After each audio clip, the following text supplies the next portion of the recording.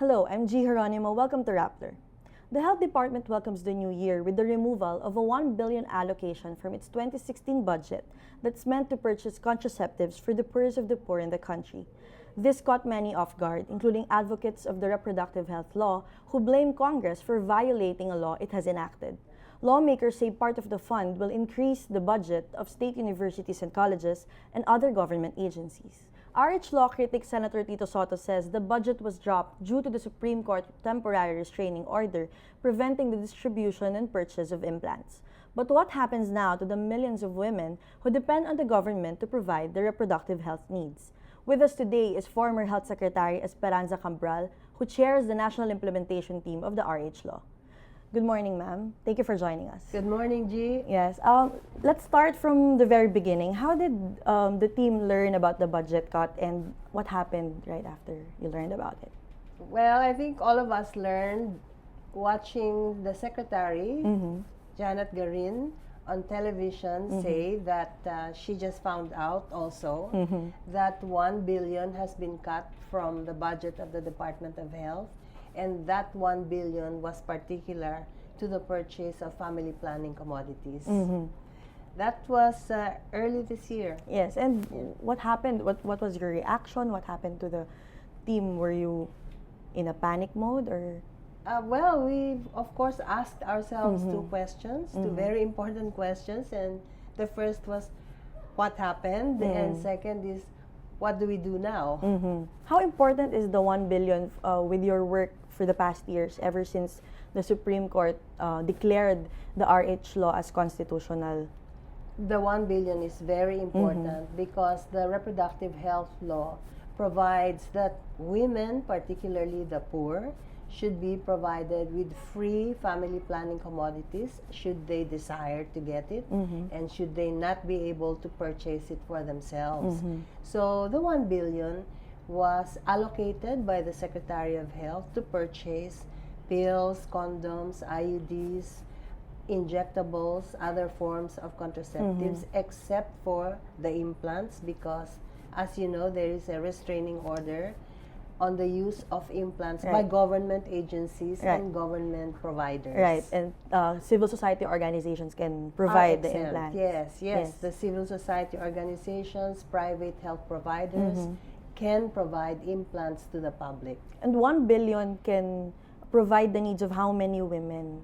Approximately 1 million women with contraceptives. But how many women need this right now? At the moment? Yes.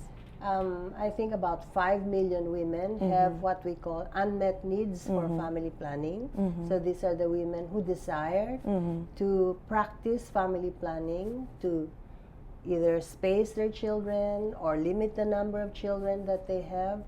But these women don't have any means to do so. Many have already spoken against the budget cut. Senators, advocates. Yes. But what are the women on the ground saying about it?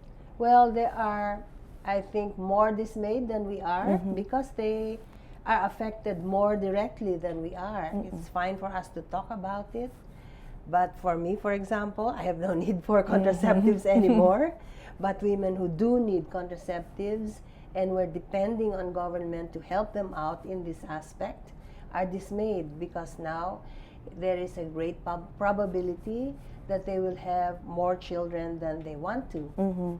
And are they speaking out, or how are they expressing their dismay over this budget cut? Yes, absolutely, they're speaking out. You heard at the press conference, some of these women expressed their disgust at the legislators who made this thing happen, and also expressed the fact that they are taking this thing into serious consideration when they vote. How will the budget cut will it reverse the gains of what you have already achieved so far when it comes to the RH? Yes, I think so, because right now these 1 million women who are very poor and who are being provided with contraceptives by the Department of Health will become unable to access these reproductive health goods at some point this year. There are some leftover stocks from the budget of 2015. But it is not going to last the whole year. At most, the Secretary says it will last until the first quarter, but let's say it will last until the second quarter, so that leaves 6 months during this year when women will have no access to family planning commodities and where they will be vulnerable to unintended pregnancies and unintended childbirths. For the team, for the national implementation team, what is the implication of the budget cut on your work in implementing the RH law on the ground? Yes. Well, we have identified that two of the most important challenges in implementing the reproductive health law would be the high unmet needs for family planning, as well as the high and increasing rate of teenage pregnancy. These are the people we hope to provide with reproductive health services and family planning goods. And if we have no budget, then the Department of Health will have nothing to give them. And even the civil society organizations that were going to receive some of these family planning commodities to provide to these women will have no access to this. The Department of Budget and Management said there is at least 900 million to supplement or to that were already identified as fund sources for this to replace the 1 billion. Are you satisfied with 900 million? No, because actually the budget was more than 1 billion. Okay? But anyway, I do not think that it is right to divert funds from one necessary expense to another. And that necessary expense is? Would be the blood pressure apparatuses, the drugs and vaccines, that the Department of Budget and Management says now the Department of Health will have to sacrifice in order to be able to buy reproductive health goods for these women. I just don't think that the trade-off is fair. What they should provide is real new money for these family planning goods and leave the money for blood pressure apparatuses and other equipments, as well as drugs and vaccines, where they belong. And how about the plan to, because as you said earlier, the stock will last until the first quarter of 2016, and then we will be using, I guess, the 900 million for second and third quarter. And then for the rest of 2016, we will be tapping health partners. What is your stand on that? I hate it that we now have to go with our begging bowls to our development and donor agencies because here we are boasting of many years of sustained economic growth. We are boasting that we have increased the budget for social services. Now the budget of the Department of Health is up to 122 billion, and we have to go to them and ask for contraceptives. It leaves a very bad taste in my mouth because I do think that this is a priority as far as spending is concerned. The cost effectiveness is so huge. The United Nations says this is the most cost effective use of health money. And I agree with that. And Senators Legarda said that cutting the budget does not mean less support for the program. But what you earlier said is it's a priority. Yes. What can you say about that? I think that she's lying through her teeth. How can she say that the program is a priority if she's not going to fund it? Obviously, if you don't fund something, it is not your priority. And she is known RH supporter. Well, no, we don't know that she is an RH supporter, and now we know that she is not, even though she voted for the passage of the RH bill into the RH law. But she has defended it time and again, how we will fund the 2016 program. Are you satisfied with whatever her explanations, her justifications for this? It is expected that she will defend her actions, but no, I am not satisfied with what her defense is, and I am not satisfied with what she did. Okay. But aside from the budget cut, you mentioned already earlier there are two challenges. What are other challenges when it comes to the RH law that we're facing right now? Well, we face a lack of trained health service providers as far as reproductive health is concerned, and that's the reason why we keep training people to be able to provide counseling as well as direct services for family planning and reproductive health. We also face logistical problems, as you know, because we are 7,000 islands distributing goods from Manila to these remote places, to the GDAS, we call them, which are the geographically isolated and disadvantaged areas, is very difficult. So action at the central office very does not get to them very quickly. There is a lag time, and we're hoping that this lag time is going to be reduced. Is devolution also taking its toll on the implementation of RH law? Or? Well, yes, there is some disadvantage to the distribution of services and goods from the central office to the grassroots, because services are devolved. And so we need the help of the local government units to do this. As a matter of fact, they are the principal implementers of the programs for health of government. But what if the local governments from the ground are not supportive of RH law? Do we have problems dealing with the local government? Yes, we have a problem dealing with some local government executives that are not supportive of the RH law, but it is a law and they have to follow it. Just recently, the Secretary of Interior and Local Governments, Secretary Sarmiento, passed a memorandum circular to the local government units to say that they must follow the law. The RH law was only declared constitutional in 2014. Since then, what has happened, or what is the status of our implementation? Well, I can tell you what has happened from the beginning of 2015. Okay. Because all 2014 there was a different secretary, and I'm not sure how he implemented the reproductive health law at that time. But in the beginning of 2015, Secretary Garin constituted what is known as the National Implementation Team, composed of the Department of Health, other government agencies like the DSWD, the DepEd, the DILG, other agencies, as well as civil society organizations, in order to see to it that the reproductive health law is implemented properly and well. So since then, we have identified the targets, we have set certain activities, including changing or promoting certain policies that will advance the reproductive health law, including direct services for reproductive health, both on a national basis as well as with the local governments. What are the targets? Are we close to achieving them, or are we getting there? Are we closing in? Okay, well, the target is really to provide all women who need family planning services, for example, with their family planning services and goods.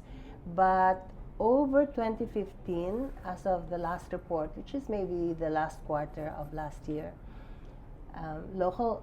the Department of Health and local government units have provided more than 500,000 women with family planning services. These are new acceptors. These are aside from those that are already using. And civil society organizations have provided an equivalent amount of service. So both government as well as non-governmental agencies are working together in order to fill the unmet needs of these women. And how many, all in all, from the new acceptors and then those who have already been using, how many women now? Is that that's the 1 million? No, new acceptors only. Those are the 1 million women we are talking about. There are maybe 5 million other women who are already using family planning methods. But those who depend on government? out of those 5 million, maybe another 2 or 3 million depend on government. To Yeah. provide their reproductive health Yeah, needs. just to put it into perspective, there are about 24 million women of reproductive age, we call them. These are women who are 15 to 49 years, okay? Out of these 24 million women, 18% have what we call unmet needs for family planning, which means they want to avail of family planning goods and services but are not able to do so. This amounts to about 5 million. Since the RH law is related to the Millennium Development Goals, Yes. what progress have we seen in relation to this, and especially since we started fully implementing the law? Okay, as far as the health-related Millennium Development Goals, you know that we have not met the Millennium Development Goal that says we have to improve maternal health. That is Millennium Development Goal number 5, okay? When the countries committed to achieving these Millennium Development Goals sometime in the 1990s, maternal mortality in the Philippines was about 200 per 100,000 live births. The last time a survey was done on maternal mortality, which was sometime in 2011, in the Family Health Survey, the maternal mortality was 221 per 100,000 live births. So we have not at all improved on the previous maternal mortality rate. This is because many women do not have access to contraception. And because they do not have access to contraception when they want to, they have undesired pregnancies, unintended pregnancies. So they resort to abortions because they don't want to have another baby that they cannot feed. They hide their pregnancies from their families if they are teenagers, and they are the ones with the highest mortality, for example. And when they go to the doctor, they are almost dying. So they die from pregnancy and childbirth-related complications needlessly. So we have not improved at all Not since we on set the maternal goals. mortality. Not on maternal mortality. Yes. But now that the Millennium Development Goals are already over and we're going into the Sustainable Development Goals, how are we going to catch up? Okay. The reason why the same targets are in what are known as the Sustainable Development Goals is precisely because we did not meet them in the 15 years that we were supposed to meet them. So now the countries have agreed that in the next 15 years, they are going to pay attention to them again so that perhaps they can meet them by 2030. So we cannot do what we did with the Millennium Development Goals with the Sustainable Development Goals. And what did we do? What do I mean by that? Well, we simply did not pay attention to them for the 10 or 12 years before. And you know, when it's just 2 or 3 years before we are supposed to achieve something, we're going to hurry up and do something to achieve it. That's impossible. So what we need to do now is from day one, we need to start working so that at the end of 15 years, we will achieve our committed development goals. But what do we do differently if we start focusing we start paying attention on our goals? What do we do differently? Okay, this time it helps that we have the reproductive health law.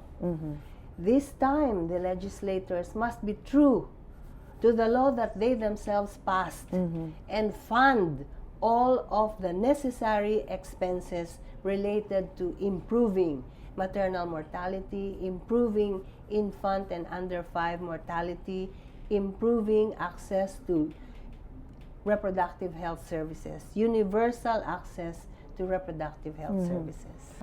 But the acceptance for the RH law on the ground, it's much better ever since we passed. Oh, it's widely accepted. Even before we passed, 8 out of 10 Filipinos have already expressed in survey after survey that they want the law passed, that they want women to have access to reproductive services, that they want government to help these women who cannot help themselves have access to reproductive health services.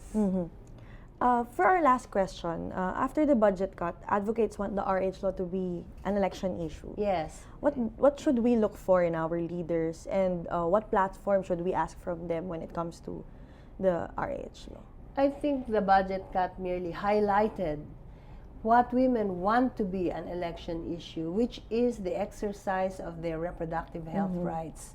So now women on the ground are starting a movement in order for people to be aware of the position of candidates, particularly to national offices, on reproductive health and sexual and reproductive health rights.